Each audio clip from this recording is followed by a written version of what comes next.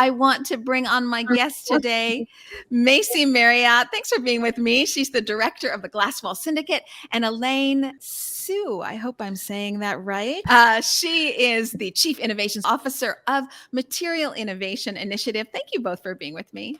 Is the materials industry getting the memo like the food industry is, that they better start innovating for a different kind of future because their supply chain is going away? Is any of that impacting this?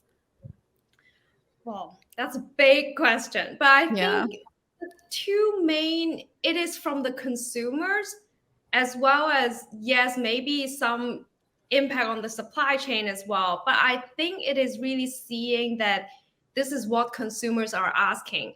And it doesn't take a genius to kind of make that leap, right? When everyone is kind of looking at a plant-based burger, and then like that shift into thinking, what about leather?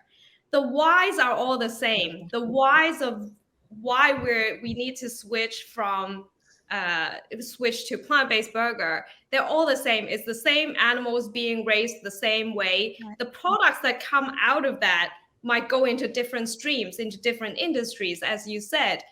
But all the reasons why the environmental impact, animal welfare impacts, all those things happen in the same way. So I think it is the realization of something has to change. And if something has to change in one industry, what about that other industry that is also being supplied all these raw materials from the animal agriculture industry?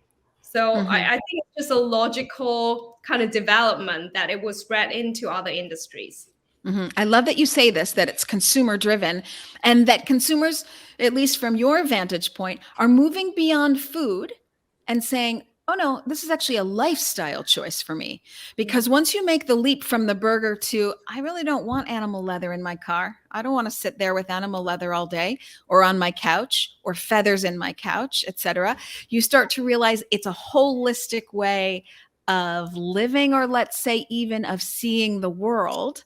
And so I'm back to Macy at GlassWall Syndicate about the kind of impact you can have when you, through investing and through innovation, and so we as people who believe in the free market, who like to see capitalism take its toll, this is very exciting, right? To see what kind of impact we can make for world standards through our spending. It's very exciting. Yeah, absolutely. And, it's one of those things where, if you went to an alt protein conference anytime in the last 5 years, I guarantee one of the panels said kind of those buzzwords, right? Price, taste, convenience. You hear price, taste, convenience all the time. Bruce Feedback. He's just like there saying it on repeat. Price, taste, convenience, But I think that's similar to what Elaine is saying here. Like, we're seeing that same kind of trend from consumers, again, kind of referencing this report that MII put together. But I remember reading about, those consumers that were still, preferencing or preferred animal-based leather over alternative leathers. And it really talked about how